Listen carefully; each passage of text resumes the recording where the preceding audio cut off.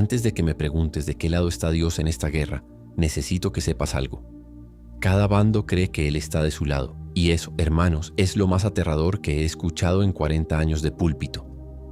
El pastor Elías Moreno, de 67 años, se detiene frente al altar con las manos temblando, no por vejez, sino porque acaba de ver en televisión las imágenes de Teherán envuelta en humo y de Tel Aviv con sirenas que no callan. Esta noche su sermón cambiará para siempre.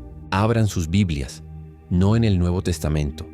Vayan al principio, al Génesis, al momento en que Abraham tuvo 2 hijos y el mundo decidió que eso era un problema que cruzaría generaciones. La congregación, 300 personas, lo mira en silencio y muchos nunca habían pensado que una guerra en Medio Oriente pudiera tener algo que ver con ellos, pero esa noche descubrirán que llevan siglos involucrados sin saberlo. Abraham tuvo a Isaac con Sara, su esposa legítima, y tuvo a Ismael con Agar, la esclava egipcia. Fueron 2 hijos, 2 madres y 2 destinos que marcaron la historia espiritual y política de regiones enteras. El Génesis 17:20 declara que Dios bendijo también a Ismael y que lo haría padre de 12 príncipes y de una gran nación, una promesa que muchos identifican con el desarrollo histórico del mundo árabe. Elías camina hacia la pantalla donde proyecta un mapa del Medio Oriente y señala a Irán diciendo que Persia no es árabe, que los persas aparecen en Daniel, en Esther y en Nehemías y forman parte de la historia sagrada tanto como Israel. Desde una banca alguien pregunta quién tiene razón en esta guerra, y Elías responde que esa es la pregunta equivocada, porque queremos que Dios sea árbitro y elija un bando cuando hace milenios eligió a la humanidad entera. El pastor apaga las luces del templo y solo queda la luz del proyector iluminando el mapa mientras las fronteras parpadean como heridas que nunca terminan de cerrar. Irán es una república islámica cuyo régimen cita el Corán para justificar su hostilidad hacia Israel. Pero la verdadera pregunta es, ¿cuántos de nosotros hemos leído el Corán antes de juzgarlo? El Corán menciona a Moisés numerosas veces y reconoce figuras que también veneramos en la tradición bíblica, mostrando que existen raíces compartidas entre las religiones abrahámicas. En el Islam, Jesús es reconocido como profeta enviado por Dios. María es honrada como mujer pura y se habla del día del juicio y de la misericordia divina, conceptos que no son ajenos a la fe cristiana. El problema no es el libro sagrado de Irán, sino lo que los hombres han hecho con ese libro. Así como hombres han usado la Biblia para justificar la Inquisición, las cruzadas y la esclavitud. Los textos sagrados no matan, pero los hombres que los manipulan para alimentar poder, miedo y odio convierten la fe en arma y la esperanza en división. Comprender no es apoyar y entender al enemigo no es traicionar la verdad. Si no entendemos por qué piensan como piensan, nunca podremos orar correctamente por la paz. Ahora hablemos de Israel. El Génesis 12:1-3 registra la promesa hecha a Abraham: una tierra, una descendencia y bendición para todas las familias de la tierra. Esta promesa, transmitida durante milenios, se convirtió en el fundamento espiritual de la identidad judía y en el eje de una esperanza histórica que atraviesa generaciones. El pastor proyecta imágenes de Jerusalén, la ciudad vieja, el muro occidental y la cúpula de la roca. 3 religiones comparten un espacio mínimo cargado de significado eterno. Cada piedra representa memoria, oración, lágrimas y conquista, y por eso el conflicto no puede reducirse solamente a fronteras políticas. El Estado moderno de Israel fue fundado en 1948. Para muchos judíos significó el regreso a una patria largamente anhelada. Para muchos palestinos fue la Nakba, la catástrofe que implicó desplazamiento masivo y pérdida de hogares. 2 narrativas opuestas coexistiendo en la misma tierra. Yo creo en el derecho de Israel a existir por historia y por fe, pero también creo que ningún pueblo debe vivir bajo sufrimiento perpetuo. Esa tensión no es meramente diplomática, es moral y espiritual, y revela lo difícil que es aplicar principios eternos en escenarios humanos marcados por dolor. El Islam chií iraní sostiene una doctrina mesiánica centrada en la figura del Mahdi, el imam oculto que regresará al final de los tiempos para establecer justicia plena. Esta expectativa no es simbólica solamente, forma parte de la identidad teológica y cultural del país. La esperanza del Mahdi influye en la manera en que ciertos líderes interpretan la historia y los conflictos actuales. Cuando la política se lee a través de lentes escatológicos, las decisiones estratégicas pueden adquirir un significado sagrado que trasciende lo puramente geopolítico. Las 3 religiones abrahámicas comparten una expectativa futura: el regreso de Cristo, la venida del Mesías o la manifestación del Mahdi. Es el mismo anhelo de restauración divina expresado con distintos nombres y tradiciones. El peligro surge cuando la esperanza del fin de los tiempos se convierte en justificación para la confrontación presente. Los textos apocalípticos fueron escritos para sostener la fe en medio del sufrimiento, no para transformar la fe en herramienta de guerra. Forzar el cumplimiento de una profecía mediante violencia distorsiona el propósito espiritual de esa profecía. La diferencia entre esperar a Dios y pretender reemplazarlo define si la religión sana heridas o las profundiza. El pastor saca su teléfono y muestra a la congregación los titulares del día. Drones iraníes sobre territorio israelí. Respuesta israelí sobre instalaciones nucleares y el mundo conteniendo la respiración mientras el conflicto oculto durante décadas estalla a plena luz.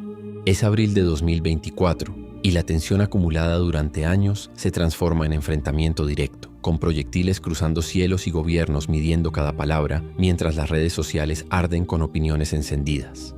Esta semana Irán lanzó más de 300 proyectiles hacia Israel y la mayoría fueron interceptados. Pero lo que más me perturbó no fue el ataque, sino leer a cristianos de todo el mundo aplaudiendo desde ambos lados del conflicto.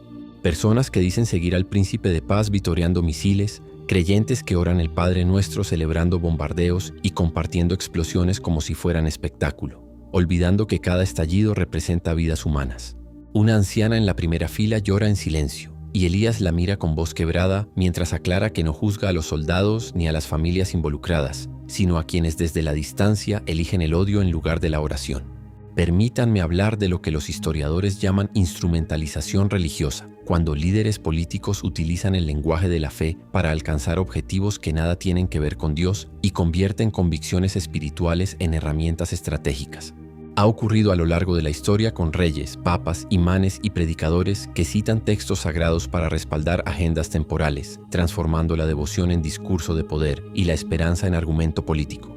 Cuando un líder cita el Corán para llamar a la destrucción, o cuando un predicador cita la Biblia para exigir apoyo militar incondicional, ambos corren el riesgo de usar a Dios como bandera, pero Dios no pertenece a ningún bando humano.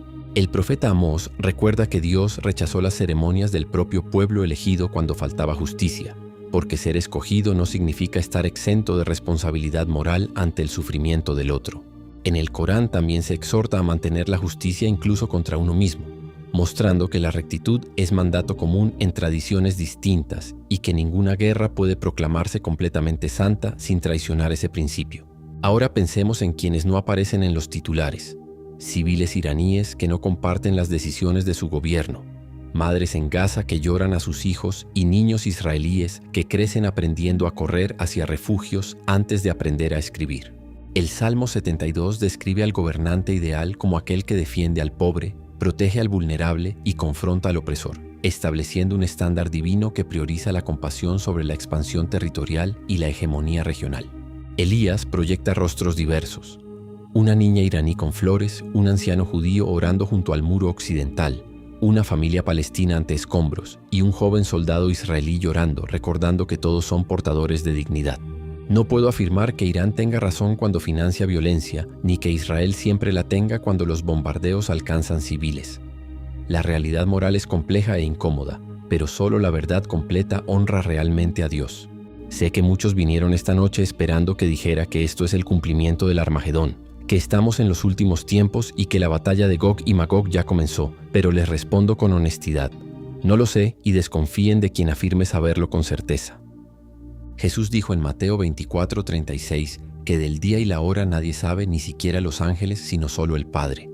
Si el propio Cristo afirmó ese límite, debemos tener cuidado con quienes aseguran interpretar cada evento actual como cronograma definitivo del fin.